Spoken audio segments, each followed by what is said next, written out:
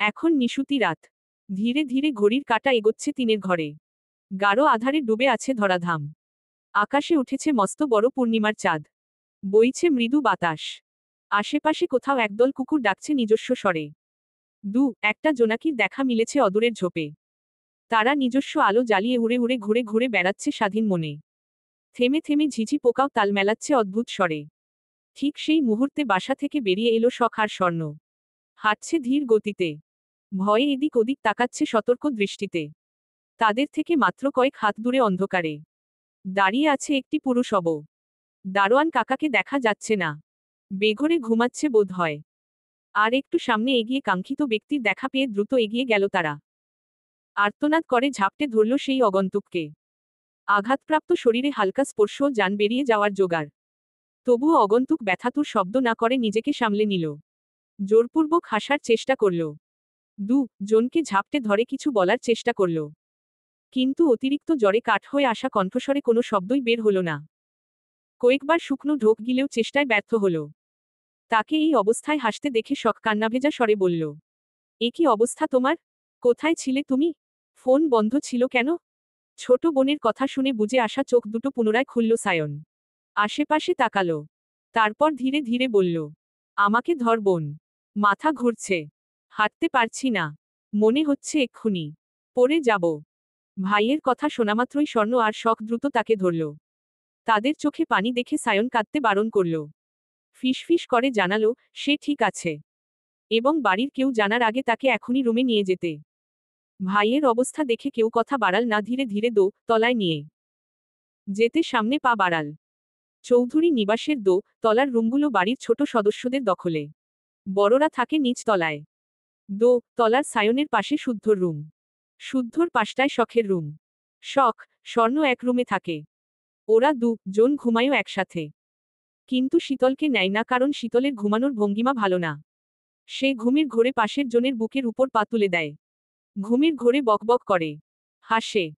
পাশের ঘুমন্ত মানুষটা যদি হঠাৎ খিলখিল করে হেসে ওঠে তাহলে কেমন লাগে? তাছাড়া শখ আর স্বর্ণ জনই রাত জেগে ফোনে কথা বলে। তারা এখন বড় হয়েছে। ব্যক্তিগত মানুষও রয়েছে, এসব শীতল জানলে সবাইকে জানিয়ে দেবে। এই মেয়ের পেট পাতলা, তার পেটে কথা থাকে না। অগত্যা শীতল একা একটা রুমে থাকে। তার রুমের দরজা সব সময় হাট করে খোলা থাকে। বলা বাহুল্য, ইচ্ছে করে দরজা খোলা রাখে যাতে ভয় পেলে দৌড়ে বের হতে পারে। শখ, স্বর্ণ বের হওয়ার আগেও দেখে এসেছে শীতল হাত পা ছড়িয়ে বেঘরে ঘুমাচ্ছে। কথা বলার সময় শীতলের গলার স্বর আসতে হয় না। তার ফিসফিস করা কথাও পাশের জন্য শুনে ফেলে, তাই তাকে ডাকার ভুল করেনি তারা। তাছাড়া সায়ন তাদের কল করে বলেছে যেন কেউ বুঝতে না পারে এমনভাবে বাসার বাইরে আসতে। কারণ তার এই অবস্থা দেখে তুলকালাম ঘটে যাবে।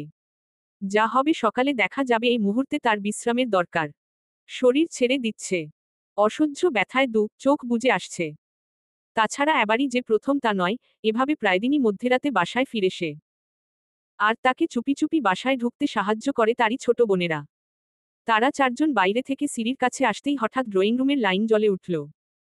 অন্ধকার কেটে আলোর মাঝে দেখা গেল শাহাদত চৌধুরী দাঁড়িয়ে আছেন।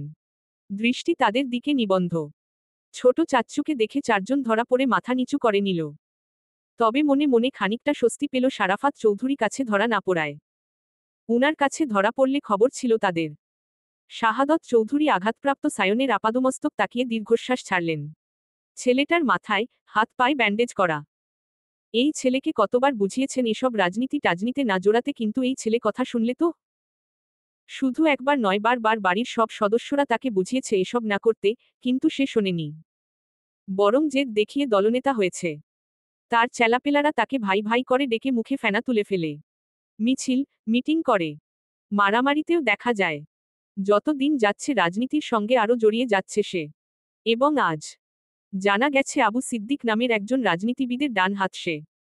নির্বাচনের জন্য যত দৌড় ঝাঁপ করতে হয় করছে আবু সিদ্দিকের হয়ে।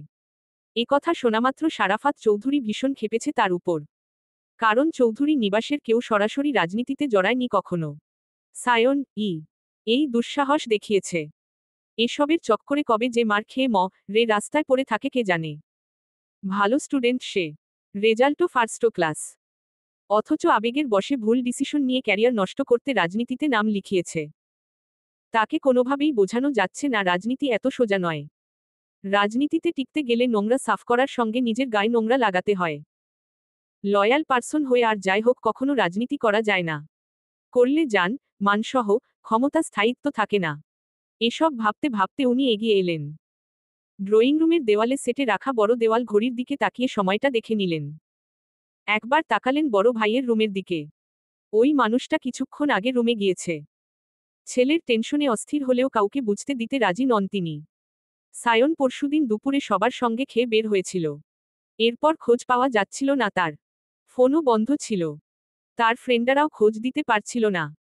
দলেন চেলাপেলাদের জিজ্ঞাসা করেও লাভ হয়নি। মধ্যখানে একদিন পর এত রাতে বাড়ি ফিরেছে সে। ছেলেটা বাড়ি ফিরে নি দেখে বড়দের কারো খাওয়া নেই, চোখে ঘুম নেই। অথচ এই ছেলের মধ্যে এক ফোঁটা অনুশোচনা নেই। খারাপ লাগার রেশ নেই। মনে মনে এসব ভেবে উনি শখ ও স্বর্ণকে সরতে বলে নিজে সায়নকে ধরে উপরে নিয়ে যেতে যেতে বললেন, নিজের জানের মায়া না করো, বাবা মায়ের কথা অন্তত মাথায় রাখতে পারো। তাদের বয়স হচ্ছে আর কত। সায়ন বরাবরের মতোই নিরুত্তর। রোজ এক কথা শুনতে শুনতে কানের পোকা বের হয়ে গাশোয়া হয়ে গেছে। এখন কেউ কিছু বললে তার গায়ে লাগে না, খারাপও লাগে না, বরং বেহা মনে আনন্দ হয়। কারণ ভীষণ শখের পেশায় নিজের নাম তৈরি করতে পেরেছে, ক্ষমতা অর্জন করেছে। তার নাম শাহরিয়ার চৌধুরী সায়ন। রাজনীতির মাঠে তাকে শাহরিয়ার ভাই নামে পরিচিত সে। এটা তার কাছে গর্বের, অহংকারের। শাহাদত চৌধুরী তাকে ধরে রুমে পৌঁছে দিয়ে সাবধানে বিছানায় শুইয়ে দিলেন। কিভাবে এই অবস্থা হলো সরাসরি জিজ্ঞাসাও করলেন। সায়ন জানালো, বিপক্ষ দলের ছেলে পুলেরা একা পেয়ে ঘা বসিয়েছে। একা থামাতে পারেনি কাউকে, ফলস্বরূপ আধমরা হতে হয়েছে। রাজনীতি মানেই তো একদিন মারো তো আরেকদিন মার খাও। এ আর নতুন কি? মাঝখানে একদিন হসপিটালে ছিল। বাসায় জানলে দুশ্চিন্তা করবে তাই কাউকে জানায়নি সে। ফোনটা হারিয়ে গেছে বিধায় কাউকে জানাতেও পারেনি। দুশ্চিন্তার কারণ নেই, সে একদম ঠিক আছে। একের পর এক সায়নের ফুটবল যুক্তি শুনে শাহাদত চৌধুরী শুধু শুনলেন। তারপর কিছু লাগবে কি না জানতে চাইলেন। সায়ন বালিশে মাথা রেখে নাবোধক মাথা নাড়লেও মনে মনে ঠিকই বলল, ছোটবেলার মতো প্যান্ট খুলে আমাকে হিসু করিয়ে আনো চাচ্চু। বড্ড চাপে আছি। এখন বড় হয়েছে, এ কথা কি আর মুখে বলা যায়? তবুও দুহাতে ব্যান্ডেজ দেখে শাহাদত চৌধুরী নিজে থেকেই জানতে চাইলেন ওয়াশরুমে যাবে কিনা। মনের কথা বুঝে ফেলায় সায়ন একটু লজ্জাও পেল। তবে মুখে বলল যাবে না। এ কথা শুনে উনি চলে গেলেন। উনি যাওয়ার পরপর শখ আর স্বর্ণ খাবার হাতে রুমে ঢুকল। শখ নিজে হাতে বড় ভাইকে খাইয়ে মেডিসিন খাইয়ে দিল।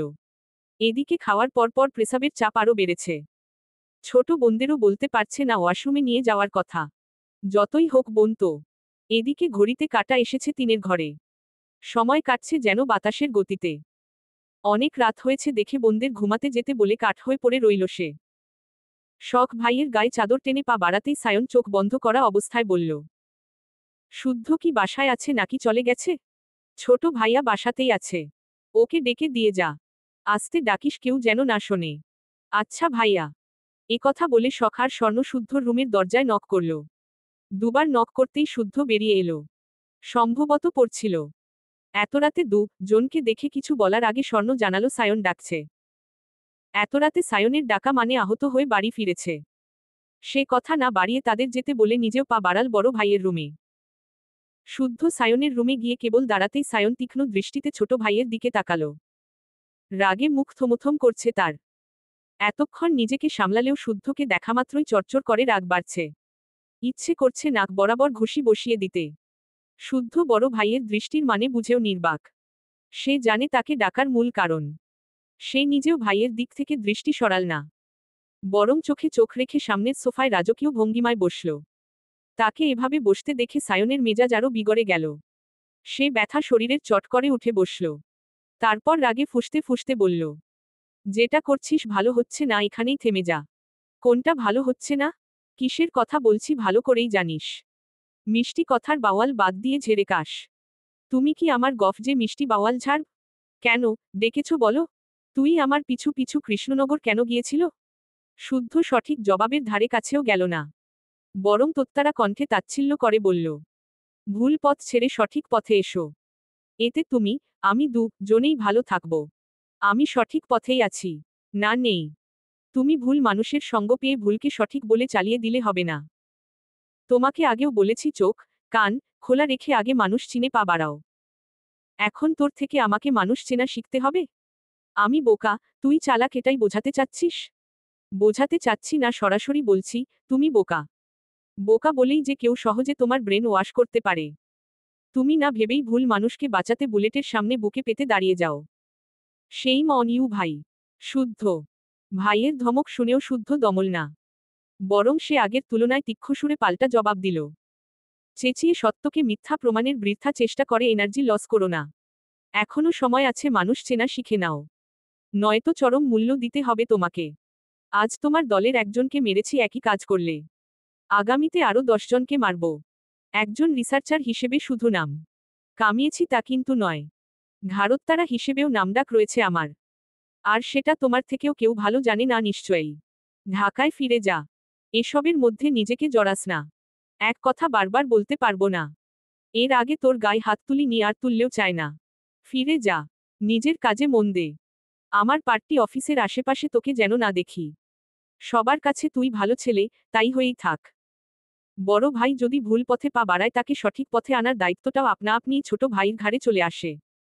আমি সর্বদা আমার দায়িত্ব পালনে অটল থাকি। আছি। তাই থাকব। আর তোমাকে আগেও বলেছি সিদ্দিক ভালো মানুষ নয়। তার সঙ্গে কাজ করতে পারবে না তুমি। কেন পারবো না? আমি বারণ করছি তাই। তুই বারণ করার কে? আমি কে সেটা নিজেই নিজেকে প্রশ্ন করো, উত্তর পেয়ে যাবে। তবে আমি যখন বলেছি তুমি সিদ্দিকের হয়ে কাজ করতে পারবে না মানে পারবে না। আমি তোমাকে করতে দেব না। এবার বাড়াবাড়ি করছিস তুই। হয়তো। তবে আমি ততক্ষণ ভালো যতক্ষণ আমার আপনজন নিরাপদ থাকে। তোমার ছেলেদের মানা করো চৌধুরী নিবাসের দিকে ভুলেও যেন চোখ তুলে না তাকায়। নয়তো রিসার্চের কাজে ব্যবহার করা ইঁদুরের পরিবর্তে তাদের জলজ্যান্ত শরীর ব্যবহার করব। এতে একটুও খারাপ লাগবে না আমার। বরং কয়েকটা নিরহ ইঁদুর বেঁচে যাবে বলে ভালোই লাগবে। কথা বলে শুদ্ধ উঠে চলে গেল। সায়ন দাঁতে দাঁত চেপে তাকিয়ে রইল তার যাওয়ার দিকে। রাজনীতি করে সে, আর তাকে কি না দাপট দেখায় এই ছেলে। এত বড় সাহস, ছোট হয়ে বড় ভাইকে থ্রেট দেয়। শুনবে না। কারো কথাতেই রাজনীতি থেকে সরবে না সেও এবার দেখবে শুদ্ধ ঠিক কি করে, কতদূর অবধি যেতে পারে। এদিকে রুম থেকে বের হয়েও আবার ফিরে এলো শুদ্ধ। সায়নের দিকে হাত বাড়িয়ে বলল, চলো। কোথায়? ছোট হয়েও বহুবার বড় ভাইকে ছোট কাজ সারতে সাহায্য করেছি। আজও দায়িত্ব পালন করি। হাত ধরো। কথা শুনে সায়ন দাঁত কটমট করে তাকিয়ে রইল। জেদ দেখিয়ে মুখ ফিরিয়ে নিল ভাইয়ের থেকে। তাকে মুখ ফিরাতে দেখে শুদ্ধ এক ভ্রু উঁচু করে তোত্তারা স্বরে বলল, মুখ ফিরিয়েও লাভ হবে না। এখন আমার সঙ্গে তোমাকে ওয়াশরুমে যেতে হবে, আর আমার কথাতেই তোমাকে সিদ্দিকের সঙ্গ ছাড়তে হবে। কথার নড়চড় হবে না। চাইলে চেষ্টা করে দেখতে পারো, তবে ফলাফল যা আসবে আমার কথা মতোই। প্রয়োজন লিখে রাখো। আমি শুদ্ধ যে এক কথার মানুষ সেটা মনে করিয়ে দিতে হবে না নিশ্চয়ই। কথা বলেই শুদ্ধ ভাইয়ের হাত শক্ত করে চেপে ধরে উঠে দাঁড় করাল। এদিকে তলপেটের চাপ, অন্যদিকের ভাইয়ের জেদের কাছে হার মেনে সায়নকে উঠতেই হল। শারাফাত চৌধুরীর 3 সন্তান সায়ন, শুদ্ধ, শখ। তারা বরাবরই মেধাবী স্টুডেন্ট। তাদের সঙ্গে পড়াশোনা নিয়ে ঘ্যানঘ্যান করতে হয়নি কাউকেই। বরং তারা ফার্স্ট ক্লাসে উত্তীর্ণ হয়েছে প্রতিটা পরীক্ষায়। ক্লাস 10 অবধি শুদ্ধ, সায়ন সময় বের করে ছোট বোন শখকে পড়িয়েছে।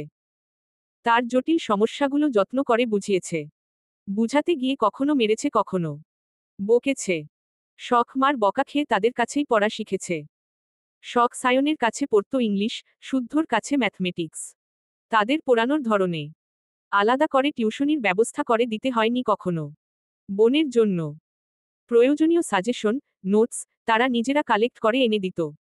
কার থেকে আনতো এই প্রশ্ন করার সাহস হয়নি শখের। সে শুধু মন দিয়ে পড়ত। তাকে পড়ানোর মূল শর্ত ছিল ভালো রেজাল্ট। কিভাবে করবে কি সে জানে। শুদ্ধ, সায়ন জনই মাসে 2টো করে পরীক্ষা নিত। কোশ্চেন করত জটিল করে। এতটা জটিল যে মাঝে মাঝে কোশ্চেন দেখে শখের ঘাম ছুটে যেত। ভুলেও যেত এটা কোনো বোর্ড পরীক্ষা নাকি অন্য কিছু। তবে পরীক্ষায় ভালো করলে যখন ভাই তার আবদার পূরণ করত, খুব খুশি হতো। মনে হতো কষ্ট সার্থক। এমন কষ্ট করতে ইচ্ছুক সে। পরীক্ষায় ভালো ফল করে সায়নের কাছে তার প্রথম আবদার ছিল, ভাইয়া, আমি ফানুস উড়াতে চাই। এত ফানুস উড়াতে চাই যেন আকাশটা পুরো ফানুস ফানুস দেখায়। সপ্তাহ খানিক পর তার আবদার পূরণ করেছিল সায়ন। সে অনেকগুলো ফানুস এনে সবাইকে সঙ্গে নিয়ে হৈ হৈ করে ফানুস উড়িয়েছিল।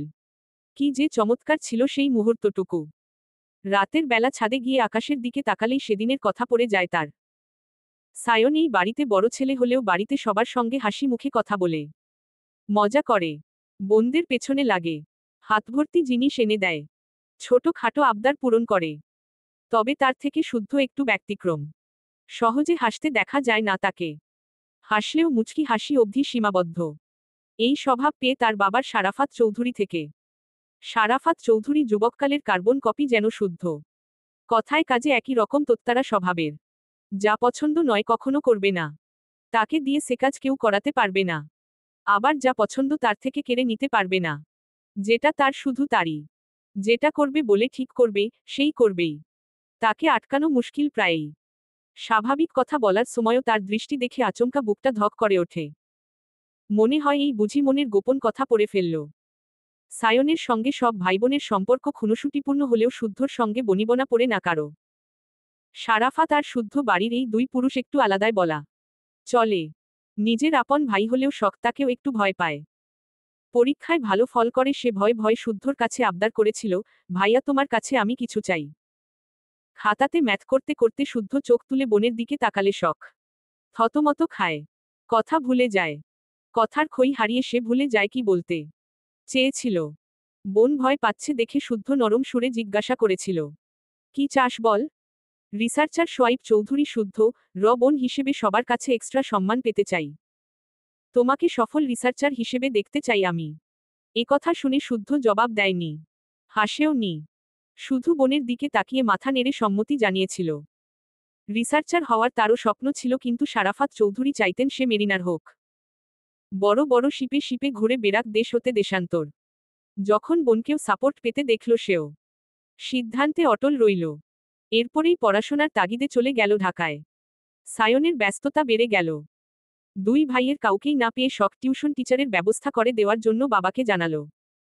শারাফাত চৌধুরী নিজে মেয়ের জন্য হোম টিউটর ঠিক করে দিয়েছিলেন। শখ অনেক দিন উনার কাছে পড়ত। এরই মধ্যেই আনাগোনায় শোনা গেল সায়ন মিছিলে যায়। রাজনীতি করা ছেলেপুলের সঙ্গে ঘুরে। ভার্সিটিতে যার তার সঙ্গে হাতাহাতি করে। এভাবে প্রায় দিনই তার নামে অভিযোগ আসতে লাগল। শারাফাত চৌধুরী খোঁজ নিয়ে জানলেন সত্যিই ছেলে রাজনৈতিক সঙ্গে জড়িয়ে গেছে। মেরে ধরেও তাকে রাজনীতি ছাড়ানো গেল না। বরং তার মধ্যে অদম্য জেদের সৃষ্টি হল। ঝুঁকে পড়ল রাজনীতিতে। এভাবেই দিন যেতে যেতে ক্ষমতার জোরে পেয়েছে দলনেতার পদ। কিন্তু তার হঠাৎ পাওয়া ক্ষমতার ব্যাপারে একটা ঘাপলা রয়েছে। আর এই ঘাপলাটা ঠিক সর্ষের মধ্যে ভূত থাকার মতোই রহস্যময়ী। আগামীকাল শারাফাত চৌধুরীর মা শেফালি চৌধুরীর প্রয়াত বার্ষিকী। সেই উপলক্ষে শারাফাত চৌধুরীর নিমন্ত্রণে নিকট আত্মীয়দের উপস্থিতি দেখা যাচ্ছে চৌধুরী নিবাসে। ছড়িয়ে ছিটিয়ে যার যার মতো ঘুরে ফিরে সময় পার করছে আত্মীয় মহল।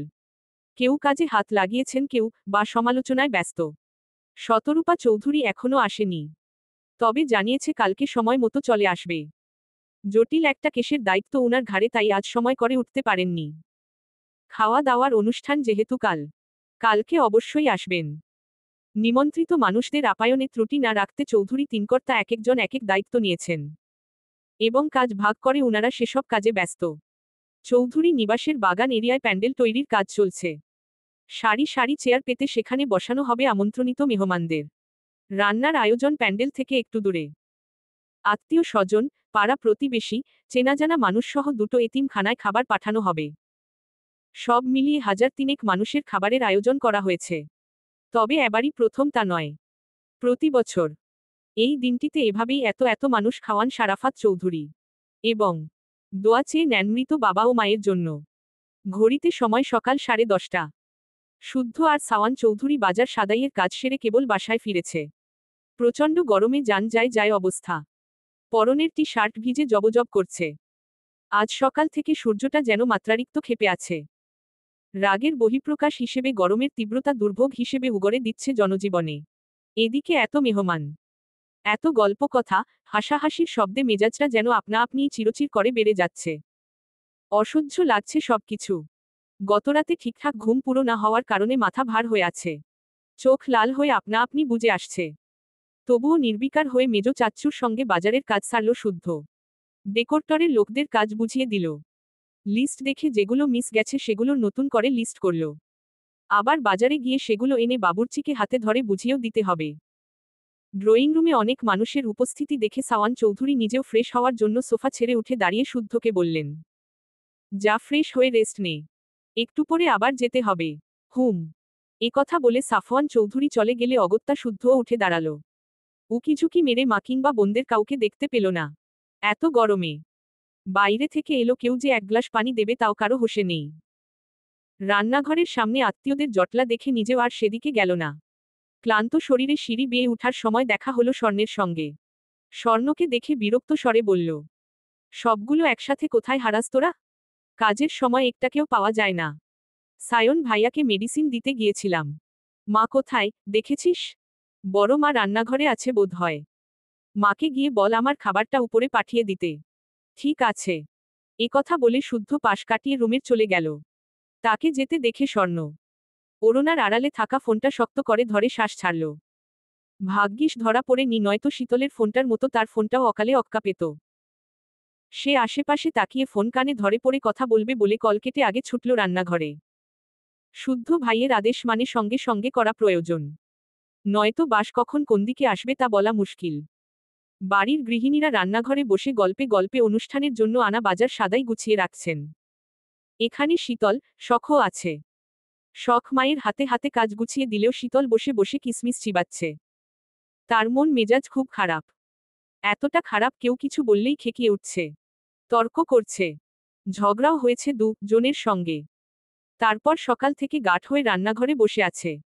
এখান থেকে সরে নি কারো সঙ্গে কথাও বলে নি। কারণ কড়াভাবে আদেশ জারি করা হয়েছে তাকে যেন স্মার্টফোন কিনে দেওয়া না হয়। যে দিবে আগে তার বিচার হবে তারপর শীতলের। এই সিদ্ধান্তের পরপরই বিশেষ বিবেচনায় মতো পরিবর্তন করা হয়েছে। মেয়ে কলেজে পড়ে বাইরে যাবে, কখন কি প্রয়োজন হয় বলা যায় তাই। বিশেষ বিবেচনায় তাকে বাটন ফোন দেওয়ার সিদ্ধান্ত নিয়েছে। শুধু বাইরে গেলে যোগাযোগের জন্য। এছাড়া জরুরি প্রয়োজন হলে বাসার কারো থেকে ফোন নিতে পারবে, তবে সেটা কিছুক্ষণ জন্য সময় নির্ধারণ করে। আর এই আদেশ জারি করেছে তার বাবা শাহাদত চৌধুরী। বাবার কথা শোনার পর থেকে তার মন মেজাজ ভালো নেই। রিকোয়েস্ট করেও লাভ হয়। ইস, সবে টিকটক করা শুরু করেছিল। দিন দিন একটু একটু করে লাইক ও কমেন্টের সংখ্যা বাড়ছিল তার ফ্যান ফলোয়ার। আর এখনই ফোন হারাতে হলো। ওহ থুরি, তার ফোন তো হারায়নি, আছড়ে ভেঙে ফেলা হয়েছে। তাও আবার কে ভেঙেছে? এই বাড়ির শুদ্ধ পুরুষ। থুরি, এখানেও এক ভুল হলো, শুদ্ধ পুরুষ নয়, তাকে বলা উচিত দূষিত পুরুষ। কারণ এই একমাত্র পুরুষ তার জীবনের স্বাধীনতা কেড়ে নেয়। মর্জির দাম দেয় না, উল্টে তার আদেশ জোরপূর্বক চাপিয়ে দেয়, কিছু বলাও যায় না।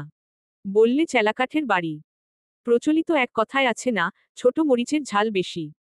তাদের এ বাড়িতে প্রবাদটি এক্কেবারে খাপে খাপ মিলে গেছে। নয়তো সায়ন তুখোর রাজনীতিবিদ, একজন নেতাও। বাইরে মারামারি কাটাকাটি করলেও বাড়িতে যেন শান্ত জল। কই কারো সঙ্গে রুড বিহেভ করে না, রাগ দেখায় না, যখন তখন মারে না, ধমকায় না। অথচ মহামান্য শুদ্ধ পুরুষ রিসার্চার হয়ে সবার মাথা কিনে নিয়েছে। সে যা বলবে সেটাই সঠিক, সেটাই সমীচীন। বাকিরা সব ভুল, জবরজং, মারামারি, ধমকাধামকি, কোনো কিছুই সে বাদ রাখে না। গতবার বাসায় এসে চটাস করে বলে বসল বাড়ির কোনো মেয়ে বউ হিজাব ছাড়া বের হতে পারবে না, পর্দা না করলেও মার্জিত পোশাকে চলতে হবে। যদি সে ভুলেও দেখে তার কথার হেরফের হয়েছে তাহলে খবর আছে। ব্যাস হয়ে গেল। এরপর দিন বড়মা সবার হাতে হিজাব ধরিয়ে দিল। এখন হিজাব ছাড়া বাইরে যায় না কেউ। গরমে চুলের গোড়ায় ঘাম জমে চুলে ভিজে যায়, তাও হিজাব ছাড়া বের হওয়ার জো নেই। এখানেই শেষ নয়, আরও অনেক নিষেধাজ্ঞা আছে তাদের সবার জন্য। আর এসবে সে বিরক্ত নয়, মহাবিরক্ত। মাঝে মাঝে চিৎকার করে বলতে ইচ্ছে করছে, এসব যন্ত্রণা থেকে মুক্তি দেন শুদ্ধ ভাই, খুব প্রয়োজনে বিয়ে করে বউকে এসব প্যারা দেন। কিন্তু মাইরের ভয় বলা হয়ে ওঠে না। বললে চাপার দাঁত একটাও আস্ত থাকবে না, তা বলার অপেক্ষা রাখে না। হঠাৎ কাঁধে ঝাঁকুনি খেয়ে শীতল ভাবনার জগৎ থেকে বেরিয়ে এলো। খেয়াল করল রান্নাঘরে শুধু বড় মা ছাড়া কেউ নেই। আচমকা বাকিরা কোথায় গেল জানতে চাইলে বড় মা জানালো, প্যান্ডেল করার জন্য একটা ছেলে মই নিয়ে উপরে উঠতে গিয়ে বেখেয়ালে মাটিতে পড়ে গেছে। তাকে দেখতে বাকিরা বাগানে ছুটেছে। একথা শুনে সেও যাওয়ার জন্য পা বাড়ালে সিতারা চৌধুরী তাকে ধরে থামিয়ে দিলেন। তারপর তার হাতে খাবারের ট্রে ধরিয়ে দিয়ে বললেন, খাবারটা শুদ্ধর রুমে দিয়ে আয় তো মা। আমি গিয়ে দেখি ছেলেটার কি অবস্থা। কথা বলে উনি অ্যান্টিসেপটিক ক্রিমটা হাতে নিয়ে নিজেও দ্রুত পায়ে রান্নাঘর ছাড়লেন। শীতল বিরক্ত হয়ে রাগে গোজগোজ করতে করতে গেল খাবার পৌঁছে দিতে। গতদিন যার মার খেল, তাকে এখন খাবার দিতে যেতে হচ্ছে। এটাই হচ্ছে তার নিয়তি। সে শুদ্ধের রুমে নক করে সায়নের রুমে উকি মারতে ভুলল না। সায়ন বেঘরে ঘুমাচ্ছে। কড়া মেডিসিনের প্রভাবে দুদিন ধরে পড়ে পড়ে ঘুমাচ্ছে সায়ন। ফোনটা কাছে নেই বিধায় ঘুমাতে পারছে না। নয়তো মিনিটে মিনিট ফোন এসে কান ঝালাপালা করে দেয়। সেদিন সায়নের ব্যান্ডেজ দেখে শাহাদত চৌধুরী ভেবেছিলেন অল্প স্বল্প আঘাত, কিন্তু আদৌ তা নয়। পরদিন ডাক্তার যখন ক্ষতস্থান ড্রেসিং করিয়ে তার ব্যান্ডেজ চেঞ্জ করায় তখন সেটা দেখে আঁতকে ওঠে অনেকেই। সীতারা চৌধুরী ডুকরে কেঁদে ওঠে। এসব ছাড়ার জন্য আবার বোঝায়। মায়ের কান্না দেখে সায়ন নিশ্চুপ থাকে। তবে আনমনে খুঁজতে থাকে তার রাগী বাবাকে। অথচ যাকে খুঁজে দুদিন পেরিয়ে গেলেও উনি আসে না। জিজ্ঞাসা করে না তার শরীরের হালহকিকত। আর না ছেলের কথা কারো থেকে জানতে চেয়েছেন। কেউ বলতে গেলে হাতের ইশারায় থামিয়ে দিয়েছেন। এমন না ছেলেটা মহৎ কাজ করতে গিয়ে আহত হয়ে ফিরে এসেছে। সে রাজনীতি করে, মস্ত বড় রাজনীবিদ। সে থাকুক তার মতো। কথা বলে শারাফাত চৌধুরী একবারও এদিকে পা মারাননি। তবে শুদ্ধর থেকে সায়ন ভাই যে সদ্গুণে ভালো কথা কেউ বোঝে না কেন? বুঝলে সায়ন ভাইকে নয় বরং খাটাস শুদ্ধকে বকাঝকা শোনাত। হঠাৎ দরজা খোলার শব্দ পেয়ে শীতল ঘাড় ঘুরিয়ে তাকিয়ে দেখে শুদ্ধ ভ্রুজোড়া কুচকে তাকিয়ে আছে। সদ্য শাওয়ার নিয়েছে। পরনে আকাশি টি শার্ট ও কালো ট্রাউজার। সে সায়নের রুমের দরজা থেকে সরে এসে শুদ্ধর মুখোমুখি দাঁড়ালো। তারপর অন্যদিকে তাকিয়ে বলল, খাবার বড় মা পাঠালো। থমথমে হয়ে আছে শীতলের মুখ। বিরক্তও বটে। এ লোকটাকে তার সহ্য হয় না। চাচাতো ভাই হয়েছে তাতে কি? তার অতিরিক্ত শাসনের জন্য সে তার চক্ষুশূল। তার মুখভঙ্গি পড়ে শুদ্ধ ও খিটখিটে মেজাজে বলল, কোনো অসহায় মানুষকেও তো কেউ এভাবে খাবার দেয় না। মিনিমাম ম্যানার্সটুকুও কি গিলে খেয়েছিস? কথা বলে শীতলের বাড়িয়ে দেওয়া ট্রেটা শুদ্ধ হাতে ধরল না, দরজা থেকে সরে দাঁড়ালো। শীতল মনে মনে তাকে গালি দিতে দিতে রুমে গিয়ে সেন্টার টেবিলে আস্তে করে ট্রেটা রাখল। সেটা রাখতে গিয়ে চোখ গেল তার ভাঙাচোরা ফোনের দিকে। ফোনটার দিকে হাত বাড়াতে গেলে শুদ্ধ বাহু ধরে বিছানার দিকে এক ধাক্কা মেরে বসিয়ে দিল। শীতল তিরিক্ষি মেজাজে কিছু বলার আগে শুদ্ধ চোয়াল শক্ত করে বলল, শুনলাম আমাকে নাকি গালাগাল দিয়েছিস তুই? অভিযোগ করেছিস আমি তোকে শুধু শুধু মারি। চাচাতো বোন বলে তোর ভালো সহ্য করতে পারি না আমি। হ্যাঁ বলেছি। এখনো বলছি, তুমি আমাকে শুধু শুধু মারো। ছোট বোন প্রেম করলে অন্য ভাইরা বুঝিয়ে বলে আর তুমি আমাকে বোঝানো দূর ডাকাতের মতো চেলাকাট দিয়ে মেরেছ। এত অভিযোগ? কেন করব না অভিযোগ? এত জোরে কেউ মারে? বেশ করেছি। আর করবি টিকটক? করব তো। আবার করব। মুখে তর্ক করছিস, মারের ব্যথা কমে গেছে তাই না? আরেক ঘা খাবি? শীতল রাগে গোজগোজ করে অন্যদিকে তাকিয়ে রইল। অভিমানে তার মন মেজাজ তিরিক্ষি হয়ে উঠেছে। আর কিছুক্ষণ থাকলে উল্টা পাল্টা বলে বসতে পারে। তাই সে যাওয়ার জন্য পা বাড়াতেই শুদ্ধ তার পথ আগলে দাঁড়ালো।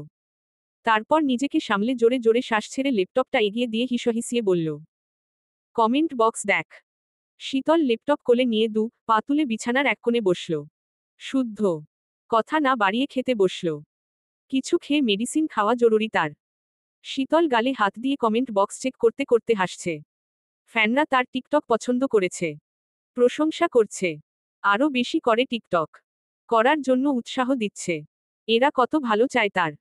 সে মহানন্দে ঝুমঝুম করে মন দিয়ে কমেন্টগুলো চেক করতে হঠাৎ আঙ্গুলের খোঁচা লাগলো তার গালে। ব্যথায় ককিয়ে উঠল সে।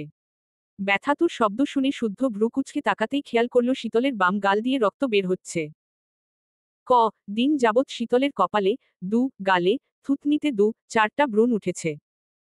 ফর্সা গালে লাল হয়ে আছে এক একটি ব্রণ। কিশোরী থেকে সদ্য যৌবনে পা দিলে এসব খুবই ন্যাচারাল। তাছাড়া ব্রণ নানান কারণে হতে পারে, শুধু যে সদ্য যৌবনা তা নয়। এমনও হতে পারে আজকাল সে পানি কম খাচ্ছে অথবা ঠিকমতো ঘুমাচ্ছে না। হতেও পারে পূর্বের চেয়ে তার স্কিনে ওয়েলি ভাবটা বেড়েছে। এসব নিয়ে কিছু বলার প্রয়োজন বোধ করল না শুদ্ধ। শীতল ওড়না দিয়ে সদ্য গলে যাওয়া ব্রণের রক্ত মুছে পুনরায় সে কমেন্ট চেক করতে গিয়ে তার চোখ আটকালো একজনের কমেন্টে, সদ্য যৌবনে পা দেওয়া আবেদনময়ী প্রেমিকা আমার। খুব ভালোবাসি জান। তোমার এই যৌবনসুধা পান করার অপেক্ষায়। কমেন্ট করেছে তার দিনের জন্য বানানো প্রেমিক ফারাবি। এটাই সেই প্রেমিক যাকে সায়ন ড্যান্ডিখোর বলেছিল। ফারাবির কমেন্ট দেখে শীতল রাগে কিরমির করে তাকিয়ে রইল কমেন্টটার দিকে। ফারাবি কি করে পারল এসব নোংরা কথা বলতে? তার বুদ্ধিতেই তো টিকটক করার সিদ্ধান্ত নিয়েছিল। পরিচিতি লাভ এবং উপার্জনের উৎস হিসেবে বেছে নিয়েছিল টিকটক। অথচ পাবলিক প্লেসে এভাবে ছোট করতে পারল? ফারাবির কমেন্টের পর ঘণ্টা খানিক আগে করা আরেকজনের কমেন্টে নজর আটকাল তার। ব্রণ দেখে মনে হচ্ছে যৌবন জ্বালায় রাত বিরেতে ঘুমাতে পারে না। গতরাতে করা তৃতীয় কমেন্ট, হেই সেক্সি রসের আলাপ সারতে ইনবক্স প্লিজ। আরেকটি কমেন্ট দেখে শীতলের কথা হারিয়ে গেল। হাসি মিলিয়ে গেল। চোখ দিয়ে ঝরতে লাগলো কয়েক ফোঁটা অশ্রুজল। সে ঝাপসা চোখে এই কমেন্টটাও পড়ল, সায়ন শুদ্ধ বোনদের পালতে পারছে না বোধ হয়, এজন্য রাস্তায় নামিয়েছে। চৌধুরী বাবুরা দেখি বাড়ির মেয়েদেরকে দিয়ে ব্যবসা চালু করেছে। চালিয়ে যাও, ভালো হচ্ছে, পরের ভিডিওতে রেটটা জানিও। এই কমেন্টে আরেকজন রিপ্লাই করেছে, ভাই, রেট জানলে আমাকেও জানায়েন। আমরা না গেলে চৌধুরীদের ব্যবসা লাটে উঠবে তো। আরেকজনের কমেন্ট, আর দুই বোনকেও রাস্তা নামা সায়ন। একটাকে আর কতজন মিলে খাবো? ভাগে কম পাবো তো আর। এমন বাজে বাজে কমেন্টে ভরা তার কমেন্ট বক্স। এসব দেখে শীতলের কথা হারিয়ে গেল। মাথা নিচু করে বসে রইল সে। নোংরা কথায় গাড়ি রি করে উঠল। ছোট থেকে কেউ তাকে নোংরা কথা বলেনি। বরং চৌধুরী নিবাসের মেয়ের বলে সব জায়গায় যথেষ্ট স্নেহ ও ভালোবাসা পেয়েছে। শুদ্ধ খেতে বসেছে ঠিকই, কিন্তু এক লোকমা খাবারও গলা দিয়ে নামেনি তার। সে খাবার থেকে হাত উঠিয়ে ধারালো দৃষ্টিতে তাকিয়ে আছে ভীত হরিণীর ন্যায় বসে থাকা শীতলের দিকে। শীতলের সাহস নেই চোখ তুলে তাকানোর। তবুও বুঝতে পারছে কেউ তীক্ষ্ণ দৃষ্টিতে তাকে পরখ করছে। তখন শুদ্ধ দাঁতে দাঁত চেপে বলল, এতদিন কেউ চৌধুরী নিবাসের মেয়েদের দিকে চোখ তুলে তাকানোর সাহস করেনি। নোংরা কথা বলা তো বহুদূর। তোর বোকামিতে চৌধুরী নিবাসের প্রতিটা সদস্যের দিকে আঙুল তোলা হচ্ছে। শিক্ষা নিয়ে কথা উঠছে। কমেন্টগুলো দারুণ না? শান্তি পেলি এবার? মনপ্রাণ জুড়িয়েছে নিশ্চয়ই? আর কি বললি যেন আমি তোকে সহ্য করতে পারি না। তোর ভালো দেখতে পারি না। চাচাতো বোন তাই বাজে ব্যবহার করি, মারি, ধমকায়। ওকে ফাইন, এতদিন যা করিনি আজকে থেকে সেটাই করব। এই মুহূর্ত থেকে সত্যি সত্যিই চাচাতো বোন হিসেবে ট্রিট করব। যা রুমে যা। শীতল বিছানা থেকে উঠে দাঁড়িয়ে মাথা নিচু করে নীরবে অশ্রু ঝরাচ্ছে। খারাপ লাগছে, কষ্ট হচ্ছে। আগে যদি জানতো এমন হবে তাহলে কি আর এসবে জড়াত? খুনাক্ষরেও আন্দাজ করেনি তাদের পাড়ার ছেলেপেলে তাকে ফলো করে। এমনকি সায়নের প্রতিপক্ষরাও এ ব্যাপারটাকে তিল থেকে তাল করবে। জনে জনে এসে তাকে টার্গেট করে চৌধুরী বাড়ির মেয়েদের চরিত্র নিয়ে আঙুল তুলবে। শুধু তার জন্য শখ, স্বর্ণকেও বাজে কথা শুনতে হলো। বাবা, চাচা ও ভাইয়ের কষ্ট পেতে হলো। তাদের শিক্ষা নিয়ে প্রশ্ন উঠল। বাবা তাহলে কমেন্টগুলো দেখেই এত খেপেছে? নতুবা উনি তো কখনো এত কঠিন ব্যবহার করে না। সব দোষ তার, তার কারণে এত কিছু। এসব ভেবে শীতল ফোপাতে ফোপাতে কিছু বলার আগে শুদ্ধ কাচের গ্লাসটা মেঝেতে ছুঁড়ে মেরে চিৎকার করে বলল, যেতে বলেছি। দূর হ চোখের সামনে থেকে। ভাই, যাবি তুই? শেষ কথাটা শুদ্ধ এত জোরে চিৎকার করে বলেছে যে শীতল দাঁড়িয়ে থাকার সাহস করল না। ধমক খেয়ে চমকে উঠেছে। ভয়ে বুক ধরফর করলেও দ্রুত বেরিয়ে তার রুমে গিয়ে দরজা আটকে কাঁদতে লাগল। আজ একটু বেশি সাহস দেখিয়ে ফেলেছে। মুখে মুখে তর্ক করেছে। কাঁদতে কাঁদতে এক পর্যায়ে চোখ, মুখ ফুলে লালবর্ণ ধারণ করল তার। তাকে মারার পেছনে এত বড় ঘটনা লুকিয়ে আছে সেও জানত না। সব জেনে শুনে এখন নিজের কাছে খারাপ লাগছে। গিল্টি ফিল হচ্ছে। বাবা চাচাদের এতদিনের অর্জিত সম্মানে আঙুল উঠায় নিজেকে বিবেকহীন মনে হচ্ছে। সকালে বাবার করা রুড ব্যবহারের মানে বুঝতে পারছে সে। তার মানে নোংরা কমেন্টগুলো বাবা দেখেছে, তাকেও খারাপ ভেবেছে। এখন বাবার সামনে দাঁড়াবে কিভাবে? কি জবাব দেবে? তাছাড়া চোখের ওই কমেন্টটা ভাসছে, সায়ন শুদ্ধ বোনদের পালতে পারছে না বোধ হয় এজন্য রাস্তায় নামিয়েছে। চৌধুরী বাবুরা দেখি বাড়ির মেয়েদেরকে দিয়ে ব্যবসা চালু করেছে। চালিয়ে যাও, ভালো হচ্ছে, পরের ভিডিওতে রেটটা জানিও। ছি, এসব বলার কথা নাকি শোনার কথা? এসব ভাবতে ভাবতে তার কান্নার বেগ বাড়ল। সময় কাটল। বেলা গড়িয়ে দুপুর হল। তবুও নিচে নামল না সে। রুমের দরজা বন্ধ করে কাঁদতে কাঁদতে সময় পার করল। দুপুরে খেতে ডাকলে জানালো শাওয়ার নিয়ে নিজেই নিয়ে খেয়ে নেবে। এরপর দুপুর গড়িয়ে বিকেলের নাস্তাতেও শীতল অনুপস্থিত। মা, বড় মা, বোনরা ডাকলে পেট ব্যথার কথা জানিয়ে রুমবন্দি থাকল। মেয়েটা বড় হয়েছে। পেট ব্যথার গোপনীয় অনেক কারণ থাকতে পারে। বলা বাহুল্য, পিরিয়ডের প্রথম দিন শীতলের অবস্থা খারাপ হয়ে যায়। পেটের ব্যথায় উঠে দাঁড়াতে পারে না, হাঁটতে পারে না, বিছানার সঙ্গে নেতিয়ে পড়ে। তাই বাড়ির গিন্নিরাও ধরে নিলেন পিরিয়ডজনিত ব্যাপার। বাড়ি ভর্তি মেহমান কেউ কথা না বাড়িয়ে মনে করে ওষুধ খাওয়ার তাগাদা দিয়ে প্রস্থান করেন। একটু পরে সিরাত হট ব্যাগে গরম পানি ভরে দিয়ে গেল। শীতল সেটা পাশে রেখে নিশ্চুপ হয়ে বসে রইল।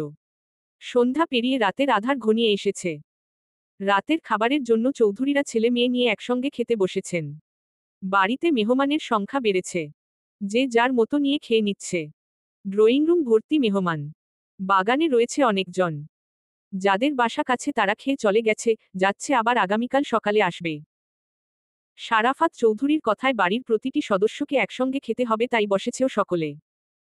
তবে সায়ন আর শীতলের চেয়াল ফাঁকা দেখে শারাফাত চৌধুরী শীতলের কথা জিজ্ঞাসা করলেন। শিমিন জানালো শীতল আগে ভাগে খেয়ে শুয়ে পড়েছে। কথা শুনে উনি কিছু বললেন না, কারণ শীতলের পছন্দের খাবার রান্না হলে রান্না শেষ হওয়ার সঙ্গে সঙ্গেই সে সবার আগে খেতে বসে যায়। অনেক সময় দেখা যায় পেট পুড়ে খেয়ে আবারও সবার সঙ্গে খেতে বসে। এই মেয়েটা ছোট থেকে এমন চঞ্চল চড়ুই পাখির মতো। আর এই বাড়ির সকলে তাকে এভাবে দেখে সবাই অভ্যস্ত। তবে শখ আর স্বর্ণ শীতলের এমন আচরণ সহজভাবে নিতে পারল না। তারা জন খেয়ে এক প্লেট খাবার নিয়ে শীতলের রুমের দরজায় নক করল। যতক্ষণ না দরজা খুলল তারা নাছোড়বান্দা হয়ে দাঁড়িয়ে রইল। অগত্যা শীতল দরজা খুলে মাথা নিচু করে বসে রইল। শখ হাতের প্লেট রেখে দরজা আটকে শীতলের ফোলা মুখটা তুলে ব্যতিব্যস্ত হয়ে বলল, কি হয়েছে সোনা? এভাবে কেঁদেছিস কেন তুই? খুব বেশি পেট ব্যথা করছে? মেডিসিন খাসনি? আম্মুকে ডাকবো, যাবি ডাক্তারের কাছে?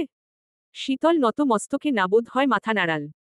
এরপর শুকনো ঢোক গিয়ে অশ্রুভরা চোখ তুলে ফোপাতে ফোপাতে বলল, সরি আপু, আমার জন্য তোমাদেরকেও নোংরা কথা শুনতে হয়েছে। শীতলের কথার আগামাথা কিছুই বুঝল না শখ আর স্বর্ণ। কে নোংরা কথা বলেছে তাদের? কই, এসব কিছুই তো জানে না তারা। স্বর্ণ এবার বোনের পাশে বসল। পুরো ঘটনা জানতে মিহি কণ্ঠে জিজ্ঞাসা করল, কে নোংরা কথা বলছে আমাদের? কার কথা বলছিস তুই? শীতলের কান্নার বেগ বাড়ল। সে হেঁচকি তুলে কাঁদতে কাঁদতে তাদেরকে পুরো ঘটনা জানালো। বোনের বোকামির কথা শুনে স্বর্ণ দুম করে এক ঘা বসিয়ে দিল শীতলের পিঠে। শখ স্বর্ণকে ধমকে থামিয়ে শীতলকে পানি খাওয়াল। তারপর শীতলের আউলাঝাউলা চুলগুলো এক হাতে গুছিয়ে দিতে দিতে বলল, কবে বুঝতে শিখবি শীতল? কবে বোধবুদ্ধি হবে তোর? সায়ন ভাইয়া রাজনীতিতে ঢোকার পর থেকে আমরা তিন বোন অনেকের টার্গেট। কারণ আমরা চৌধুরী নিবাসের সম্মান এবং বাবা ও ভাইদের দুর্বলতাও বটে। তারা চৌধুরীদের ক্ষমতার সঙ্গে পেরে উঠতে না পেরে চৌধুরী নিবাসের মেয়েদের চরিত্রের দাগ লাগানোর উপায় খুঁজে বেড়ায়। মুখিয়ে থাকে কিভাবে আমাদের হেনস্থা করা যায়। তুই এই কাজটা ঠিক করিসনি সোনা। শখের কথা শুনে শীতল ফোপাতে ফোপাতে বলল, তাহলে সায়ন ভাইয়া কিছু বলল না কেন আমাকে? সব সময় শুদ্ধ ভাই কেন মারে, বকে? সায়ন ভাইয়ের রাজনীতির ঝামেলা সায়ন ভাই নিজে সমাধান করবে। এর মধ্যে শুদ্ধ ভাইকে নাক গলাতে কে বলেছে? সায়ন ভাই কিছু বলল না, অথচ শুদ্ধ ভাই চেলাকাট দিয়ে কত মারল। ফোনটা ভেঙে ফেলল। কেন, আমাকে একটু বুঝিয়ে বললে হতো না? আমি কি লোকগুলো বলেছিলাম নোংরা কথা বলতে? নাকি জানতাম সামান্য ব্যাপারটাকেও এত বড় করে দেখা হবে? তারা বললে আমি কি করব? কি করার আছে আমার? শুদ্ধ ভাইয়া বারবার আমাদের সমাধান করে। কথার ইঙ্গিতে বোঝায় ভুল পথে পা না বাড়াতে, থরবর করে কোনো সিদ্ধান্ত না নিতে। আমরা সবাই শুনলেও তুই তো শুনিস না, বরং যেটা বারণ করা হয় জোর করে করিস। শীতলের অবুঝ মন ভার হল। অভিমানী সব রাগ গিয়ে পড়ল শুদ্ধর উপরে। নিজের করা ভুলের কথা ভুলে শুদ্ধর দিকে অভিযোগ তুলল সে। বেশ করি, উনি কি ভালো করে কথা বলতে জানে? বলেছে কখনো? আমাদের তিন বোনকে সব সময় ধমকের উপরে রাখে। সামান্য কারণে কেন ধমকাবে, কেন মারবে? সায়ন ভাই তো করে না, তাহলে সব সমস্যা উনার কেন? তার কথার জবাব দিল স্বর্ণ। সে বোনকে বুঝিয়ে বলতে নরম সুরে বলল, শুদ্ধ ভাইয়া শাসন করে বলেই সায়ন ভাইয়া আমাদেরকে ছাড় দেয়। যেদিন শুদ্ধ ভাইয়া শাসন করা ছেড়ে দেবে সেদিন দেখবি সায়ন ভাই আমাদেরকে শাসন করবে। এক ভাই শাসন করে বলেই আরেকজন ছাড় দেয়, যাতে আমরা মানসিকভাবে ভেঙে না পড়ি। এখন কথা হচ্ছে শান্ত হ তুই। কিছু খা। সারাদিন না খেয়ে তোর মাথা আউলিয়ে গেছে। শীতল না করার আগেই শখ তার মুখে খাবার পুরে দিল। মুখে খাবার পড়তেই পেট চনমনিয়ে উঠে জানান দিল ভীষণ ক্ষুধার্ত সে। কথা না বাড়িয়ে কয়েক লোকমা খেয়ে শীতল শখকে বলল, আপু কি করব এখন? ভুলটা তো শুধরাতে হবে। আগে শুদ্ধ ভাইয়াকে গিয়ে সরি বলবি। তারপর বলবি, জীবনেও আর এসব টিকটক ফিকটক করবি না। ভাইয়া যেন তোর টিকটক আইডিটা ডিলিট করে দেয়। আর এসব যেন আর না ছড়ায় সেই ব্যবস্থা করে। হুম। মন খারাপ করিস না সোনা। এসব টিকটক ভালো কাজ নয়। টিকটক থেকে মানুষ বিপথে চলে যায়। ভিউ, ফ্যান ফলোয়ার বাড়ানোর নেশায় মার্জিত রুচি হারিয়ে ফেলে। আবেদনময়ী পোশাকে নিজেদের মুড়াতে মুড়াতে নিজেদের সস্তা বানিয়ে ফেলে। শুদ্ধ ভাইয়া আমাদেরকে হিজাব ছাড়া বাইরে যেতে নিষেধ করেছে। আর তুই চুল ছেড়ে টিকটক করিস। মাথা ঠান্ডা কর, তুই একটাবার ভেবে দেখ ভাইয়ার রাগটাও অযৌক্তিক নয়। কারণ ভাইয়া আমাদের ভালোর জন্য শাসন করে, বকাঝকা করে। কিন্তু কিন্তু সরি বলতে গেলে যদি আবার মারে? মারুক, বকুক, মনে রাখবি আমাদের ভাই রা আমাদের ছায়া। ভালোর জন্যই তারা আমাদেরকে বকে, মারে। হুম। তাহলে কি এখনই সরি বলতে যাব? ভাইয়া বাসায় নেই। খেয়ে উঠে কোথায় যেন গেল বের হলো। কালকে যা বলার বলিস, এখন ঘুমা। কথা বলে শীতলকে খাইয়ে দিয়ে শখ আর স্বর্ণ চলে গেল। শীতল মুখ ধুয়ে এসে শুদ্ধর রুমের দরজায় অবধি ঘুরে এলো। সত্যি সত্যি শুদ্ধ নেই। সায়নের রুমেও দরজা বন্ধ। তাই ফিরে এসে শুয়ে অনেক কথা সাজাল। ভেবে নিল আগামীকাল শুদ্ধকে কিভাবে সরি বলবে। এসব ভাবতে ভাবতেই চোখের পাতা ভার হয়ে এলে সেও বিনাবিঘ্নে ঘুমে তলিয়ে গেল। পরের দিন সকাল থেকে শুরু হলো অত্যন্ত ব্যস্ততা নিয়ে। সকলের হাতে কাজ। আগের দিনের কথা ভুলে শীতলের সকালটা শুরু হলো চমৎকারভাবে। চেনা জানা মানুষদের সঙ্গে দেখা হলো, কথা হলে। দুপুরের আগে এতিমখানায় খাবার পাঠিয়ে দেওয়া হলো নতুন পোশাক। দুপুর 12টার পর দলে দলে মানুষ এসে খেয়ে যাচ্ছে। বাগানের এক প্রান্তে মানুষ খাচ্ছে, অন্য প্রান্তে রান্না হচ্ছে। চৌধুরারা ব্যস্ত হাতে মেহমান আপ্যায়ন করছে। শারাফাত, সাফওয়ান, শাহাদাত, শুদ্ধ, সাম্য, সৃজনের পরনে ধবধবে সাদা পাজামা পাঞ্জাবি। এত মানুষের ভিড়ে তারাই যেন জ্বলজ্বল করছে। সায়ন নিচে নামেনি কারণ তার হাত পায়ের ব্যান্ডেজ খোলা হয়নি। ব্যান্ডেজ দেখে অনেকের প্রশ্নের মুখে পড়তে হতে পারে ভেবে ইচ্ছে করে নামেনি। কেউ জোরও করেনি। সকাল থেকে শীতল শুদ্ধকে খেয়াল করছে। কিছুক্ষণ আগে শুদ্ধ ফোনে কথা বলতে বলতে রুমে ঢুকেছে ফ্রেশ হতে। সে বোনদের উৎসাহে শুদ্ধর রুমের দরজায় নক করল। ভেতর থেকে শুদ্ধ চেঁচিয়ে বলল, কে? আমি শীতল। ভেতরে আসবো ভাইয়া? না। শীতল ঘাড় ঘুরিয়ে অদূরে দাঁড়িয়ে থাকা বোনদের দিকে অসহায় চোখে তাকালো। মুখের উপর না বলে দিলে কিভাবে যাবে ভেতরে? জোর করে গেলে যদি আবার রেগে যায়? শখ দূরে দাঁড়িয়ে ইশারায় বোঝালো আবার নক করতে, সরি বলতে। শীতল তাই করল। তবে ভেতর থেকে সারা শব্দ না পেয়ে আবার বলল, একটু কথা বলার ছিল ভাইয়া, আসি না একটু প্লিজ। শুদ্ধ এবার কথাও বলল না, সাড়াও দিল না। তবে সায়ন তার রুমে থেকে চেঁচিয়ে বলল, শীতল, এদিকে আয়। সায়নের ডাকে শীতল শুদ্ধর বন্ধ রুমের দিকে একবার তাকিয়ে সায়নের রুমে গেল। মুখ গোমরা করে বসল বিছানার এক কোণে। সায়ন ফোনটা রেখে বিছানার হেডবোর্ডে হেলান দিয়ে ভ্রু কুঁচতে তাকিয়ে রইল। এরপর ধীরে সুস্থে জিজ্ঞাসা করল, কি হয়েছে? এত হাঁকডাক কিসের? পাগলটাকে আবার খেপিয়েছিস? কেউ ভুল করলে তাকে সরি বলার সুযোগ দিতে হয়। আমি আমার ভুল বুঝতে পেরেছি ভাইয়া। জীবনেও আর এমন বোকামি করব না। আমি আমার টিকটক অ্যাকাউন্টটা ডিলিট করতে চাই। কিভাবে করব ভাইয়া? ভেবে বল। পরে আবার কান্নাকাটি করবি না তো? না, ভেবেই বলছি। ঠিক আছে, চিল থাক, কাজ হয়ে যাবে।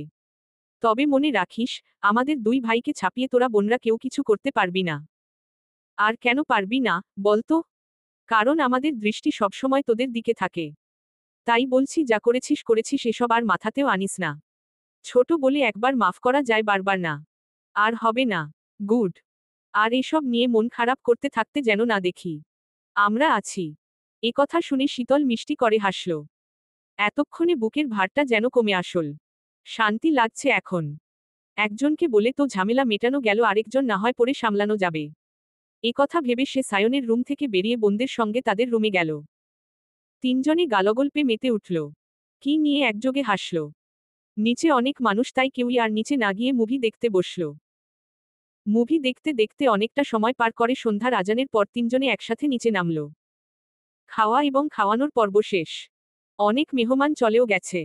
যারা আছে কাল সকালে চলে যাবে।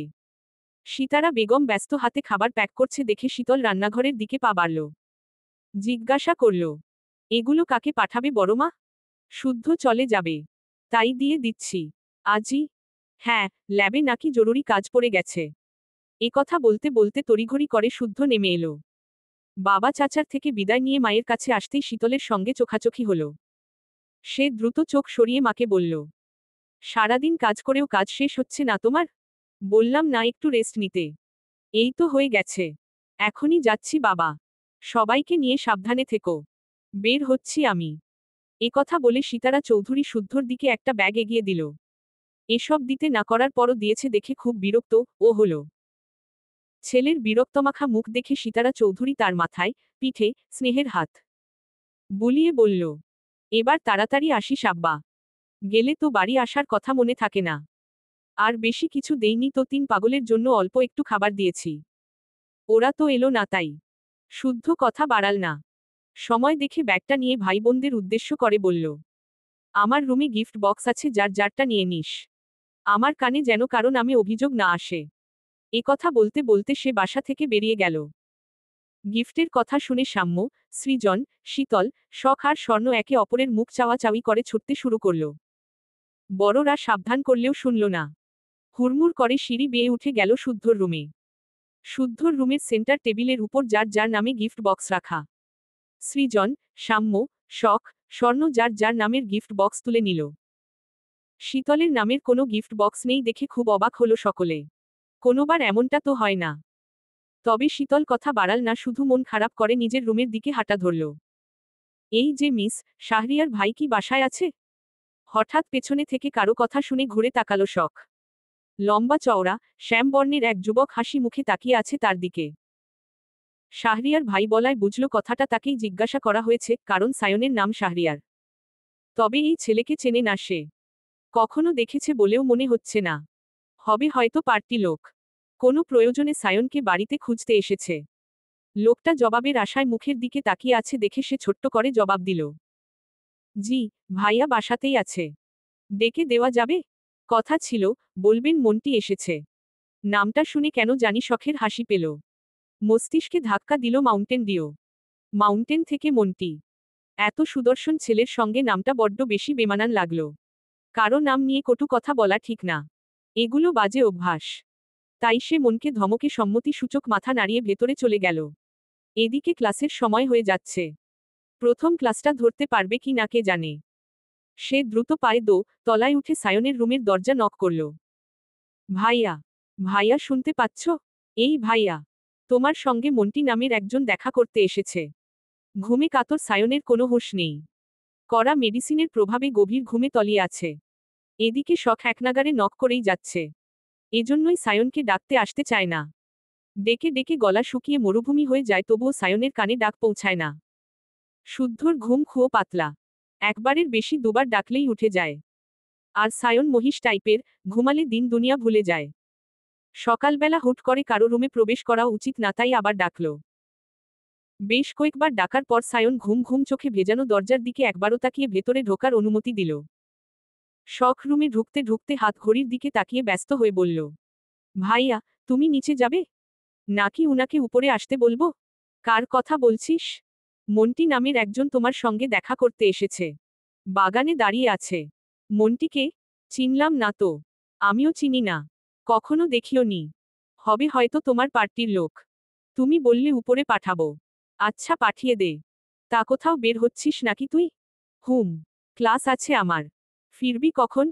ক্লাস শেষ করে ল্যাবে যাব। দেরি হতে পারে। শীতল, স্বর্ণের ক্লাস নেই? যাবে না ওরা? যাবে, রেডি হচ্ছে। আমি আসি ভাইয়া, খুব লেট করে ফেলেছি আজ। আচ্ছা যা। শখ ব্যস্ত পায়ে যাওয়ার জন্য ঘুরতেই সায়ন তাকে পুনরায় ডেকে উঠল। এই শুন, টাকা নিয়ে যা। বাইরে কখন কি দরকার হয় বলা যায় না। এ কথা বলে সায়ন 1000 টাকার নোট এগিয়ে দিল। সে ভাইয়ের থেকে টাকা নিয়ে মিষ্টি করে হেসে বেরিয়ে গেল। বের হতে হতে শীতল, স্বর্ণও রেডি হয়ে রুম থেকে বের হল। 3 বোন একসঙ্গে যাবে। ভিন্ন সময় ক্লাস থাকলেও আজ যাচ্ছে একসঙ্গে। শীতল শখের হাতে কলেজ ব্যাগ ধরিয়ে দিয়ে বুকের বেল্ট ঠিক করতে করতে দৌড়ে সিঁড়ি দিয়ে নামল। গলা ফাটিয়ে আম্মু, আম্মু করে ডাকতে ডাকতে রান্নাঘরে এসে পৌঁছালো। মায়ের কাছে ঘ্যান ঘ্যান করে ফুচকা খাওয়ার টাকা হাতিয়ে বড় মাকে বলল, ওহ বড় মা, আর 20 টাকা খুচরো থাকলে দাও না। কচকচে 100 টাকার নোট দেওয়া পরেও মেয়ের কথা শুনে শিমিন চৌধুরী কিছু বলার আগেই সীতারা থামিয়ে দিলেন। কিছুক্ষণ আগে ডিম এনে ভাঙতি টাকা থেকে 50 টাকার নোট বের করে তার হাতে ধরিয়ে তারা দিয়ে বললেন, ধর ধর, শখ রা চলে যাচ্ছে, তাড়াতাড়ি যা, এই তোরা সাবধানে যাস কিন্তু। আচ্ছা। মায়ের বকুনি থেকে বাঁচতে শীতলও টাকা নিয়ে ছুটল শখের পিছু পিছু। দৌড়ে এসে ব্যাগটা কাঁধে তুলে নিয়ে বেরিয়ে পড়ল তিনজন। স্বর্ণ বিরক্ত মুখে শীতলের দিকে একবার দেখে দ্রুত পা চালানোর তাগাদা দিল। তাড়াহুড়োর সময় রিকশাও পাওয়া যায় না, আজ পাবে নাকি কে জানে। একদিকে লেট করলে সবদিকেই এমন হয়। মন্টি নামের ছেলেটা তখনও দাঁড়িয়ে ছিল বাগানের দিকটায়। সম্ভবত ফোন কথা বলছিল।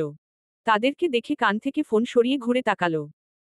শখ এক নজর তাকিয়ে দৃষ্টি সরিয়ে পা বাড়াতেই পেছনে থেকে শুনতে পেল সিতারা চৌধুরী মন্টির উদ্দেশ্যে বললেন, এসো বাবা, ভেতরে এসো, সায়ন তোমাকে রুমে ডাকছে। উনার কথা শুনে মন্টি সিতারা চৌধুরী পেছনে পেছনে বাড়ির দিকে পা বাড়ালেও তার নজর ছিল চৌধুরী বাড়ির মেয়েদের দিকে। তিনটে পুতুল যেন চোখের সামনে। ছোটটা কি একটু বেশিই সুন্দরী নাকি? নাম কি তার? কোন ক্লাসে পড়ে? স্কুলের গণ্ডি পেরিয়েছে তো?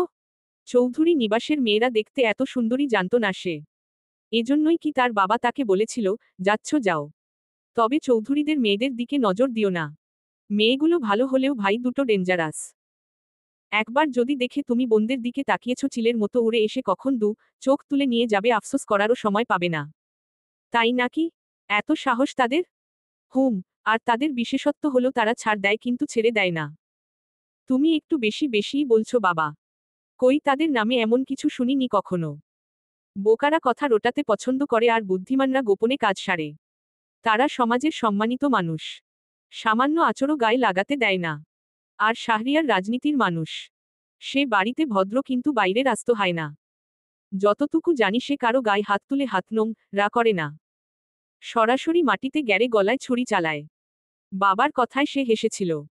কারণ তার মনে হচ্ছিল বাবা তাকে মজা করে কথা বলেছিল। কারণ এগুলো বছর বিদেশে থাকলেও মেয়েলি কেসে জড়ায়নি কখনো। কেউ বলতে পারবে না কখনো মেয়েদেরকে কটূক্তি করেছে। এসবের ধারে কাছেও নেই সে, ভদ্রগোছের ভদ্র মানুষ কিনা।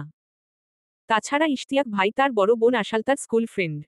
দেখা হয়েছে বহুবার। সেই সূত্রে অল্প স্বল্প চেনাজানা আছে ইশতিয়াকের সঙ্গে। সেও জানে ইশতিয়াক আর শুদ্ধ কেমন। শুদ্ধ, ইশতিয়াকও জানে সে কেমন। মনে মনে এসব ভাবতে ভাবতে সে সিতারার সঙ্গে সায়নের রুমে এলো। সায়ন ততক্ষণে বিছানার হেডবোর্ডে হেলান দিয়ে বসেছে। সদ্য ঘুম থেকে উঠায় চোখ ফুলে আছে। পার্টির ছেলেরা বাসায় আসবে না। কড়া আদেশ জারি আছে যত ঝামেলায় হোক কেউ যেন বাড়িতে না আসে। তাহলে এত সকালে কে এলো? কার এত জরুরি দরকার পড়ল যে সাধের ঘুমটার 12টা বাজিয়ে দিল? তখন দরজা খুলে সিতারার সঙ্গে থাকা ছেলেটাকে দেখামাত্রই কুচকানো ভ্রু মসৃণ হল। গম্ভীরতার ছাপ সরে ঠোঁটে হাসি ফুটল। মন্টি তাকে দেখে কিছু বলার আগেই সায়ন বলল, আহনাফ তুই দেশে ফিরলি কবে? এসেছি গত সপ্তাহে। তা আপনার এই অবস্থা কেন ভাই? আমাদের পেশাতে এসব টুকটাক লেগেই থাকে। ছাড় সেসব কথা। তোর খবর বল। সায়নের কথা শুনে সে একটা কার্ড এগিয়ে দিয়ে জানালো তার বোনের অর্থাৎ সায়নের ফ্রেন্ডের বিয়ে। আশালতা অবশ্যই তাকে যেতে বলেছে। বোনের কার্ড বিলানোর দায়িত্বটা তার ঘাড়ে পড়েছে তাই আসতে হলো আর কি। সায়ন হেসে ব্যান্ডেজ করা হাতে কার্ড খুলতে গিয়ে থেমে গেল। সে খুলতে পারছে না দেখে আহনাফ কার্ড খুলে দিলে বরের নাম ধাম দেখল। খোঁজখবর নিল। তারপর সে ভিডিও কলে আশালতাকে ফোন করে কিছুক্ষণ ফাজলামি করল। সিতারা চৌধুরী চা নাস্তা দিয়ে গেলেন। তারা খেতে খেতে কিছুক্ষণ গল্প করে আহনাফ বিদায় নিয়ে চলে গেল। ড্যাশ। শখ, শীতল, স্বর্ণ কিছুক্ষণ দাঁড়িয়ে থেকেও রিকশা পেল না। শখের প্রথম ক্লাস আজ মিস হয়েই গেল। আর কিছুক্ষণ দাঁড়িয়ে একটা রিকশা পেয়ে তারা চট জলদি উঠে বসল। শীতল ছোট বিধায় বসল শখের কোলের উপর। নতুবা বসে সিটের উপরে। ভাঙা রাস্তায় সিটের উপরের অংশে বসলে কেমন যে লাগে যে বসে সেই জানে। একদিন ফাঁকা অংশ দিয়ে ধপাস করে পড়ে গিয়েছিল শীতল। হাত ছিলে কি একটা অবস্থা। তারপর থেকে শখ জোর করে হলেও তাকে কোলে বসায়। আজ লেট হওয়াতে বিরক্তি প্রকাশ করতে করতে কিছুদূর গিয়ে শখ ভাড়া দিয়ে নেমে পড়ল। ওদেরকে সাবধানে যেতে বলে দ্রুতপায় ছুটল 4তলার ক্লাসের দিকে। ক্লাস মিস করলেও নোট মিস করা যাবে না। একটা নোট মিস গেলে চাপ বেড়ে যায়। তাই সে রোজকার পড়া রোজ সারে। এদিকে আর কিছুদূর গিয়ে স্বর্ণও নেমে গেল। সেও শীতলকে সাবধানে যেতে বলে সেও ছুটল জারুল তলায়। তার ফ্রেন্ডরা সেখানে বসে আড্ডা দিচ্ছে। ক্লাস শুরু হতে এখনো দেরি আছে। কিছুক্ষণ আড্ডা দিয়ে তারপর দলবেঁধে যাবে ক্লাস করতে। এটাই তো ভার্সিটি লাইফের আসল মজা। বোনকে যেতে দেখে শীতল আরাম করে বসল। ঘাড় ঘুরিয়ে ডানে বাঁয়ের মানুষ দেখল। পাখি দেখল। রাস্তা দেখল। পথের ধারে ফুটে থাকা ফুলের রং দেখল। এভাবে 10 মিনিট পর সেও তার কলেজের গেটে গিয়ে নামল। ভাড়া তখন শখ দিয়েছে, তার টাকা বেঁচে গেল দেখে খুশি হল। সে ব্যাগটা কাঁধে নিয়ে পা বাড়াল গেটের দিকে। তার বেস্ট ফ্রেন্ড কিয়ারা তার জন্যই অপেক্ষা করছিল। তাকে দেখে কিয়ারা খ্যাক করে কিছু বলার আগে কিছু পড়ার শব্দে জনে ঘাড় ঘুরিয়ে তাকালো। একটা ছেলে বাইক নিয়ে পড়ে গেছে। বাইকের অবস্থা খুব খারাপ। পিচশালা রাস্তা, এভাবে পোড়ায় ছিলে ছুটে গেছে হাত পা। শীতল চুইংগাম চিবাতে চিবাতে ছেলেটাকে ভালো করে দেখল। এই ছেলেকে তাদের বাগানের কাছে দাঁড়িয়ে থাকতে দেখছিল। পথচারীরা তাকে ধরে তুলছে দেখে সে আর গেল না। চেনে না, জানে না। আর অনেকেই সাহায্য করছে। সে ছোট্ট মানুষ, গিয়ে না পারবে এত বড় একজন মানুষকে টেনে তুলতে। না পারবে তার নামি দামি বাইকটা দাঁড় করাতে। তাই কিয়ারার সঙ্গে ভেতরে চলে গেল। কলেজের মাঠে চলছে আরেকটা সার্কাস। বিদেশি জন ছেলে সাদা স্যান্ডো গেঞ্জি, সাদা লুঙ্গি ও মাথায় লাল গামছা বেঁধে হেঁটে বেড়াচ্ছে। তারা বিদেশি পর্যটক। মাত্র কিছুদিন হলো বাংলাদেশ এসেছে। এখানে এসে বাঙালিদের ঐতিহ্যবাহী পোশাক পরে বাংলাদেশ ঘোরার ইচ্ছে পোষণ করেছে। শিক্ষকরা তাদের এলাও করেছে। তারা অবশ্য হাঙ্গামা করছে না, আগ্রহভরে শুধু দেখছে। মাঝে মধ্যে ছবি তুলছে, কখনো নিজেরা নিজেরা বকবক করছে। তাদের দিকে কৌতূহলবশত তাকিয়ে আছে কলেজের অনেক স্টুডেন্ট। হাঁটতে হাঁটতে শীতলের হঠাৎ দৃষ্টি আটকে গেল কামরানের দিকে। এই কামরান ছেলেটা শুদ্ধর ঘনিষ্ঠ ফ্রেন্ড। সেও গবেষক। এবং শুদ্ধর সঙ্গে থাকে এক ফ্ল্যাটে। তার তো এখানে থাকার কথা নয়, তাহলে সে এখানে কেন? আর এই বিদেশিদের সঙ্গেই বা কেন? তখন কিয়ারা কামরানকে দেখে বলল, ওই ছেলেটাকে চেনা চেনা লাগছে, কোথাও দেখেছি মনে হচ্ছে। ওটা শুদ্ধ ভাইয়ার বেস্ট ফ্রেন্ড কামরান ভাইয়া। কামরান? এ আবার কেমন নাম? এমনই নাম। কিন্তু এত নাম থাকতে কামরান কেন? উনার দাদার নাম ইমরান। উনার বাবার নাম যুবরান। উনি ছোটবেলায় যাকে তাকে কামড়ে দিত, তাই বাপ দাদার সঙ্গে মিল রেখে তার উনার নাম হয়েছে কামরান। Two B continue. পরবর্তী পর্ব পেতে চ্যানেলটি সাবস্ক্রাইব করুন।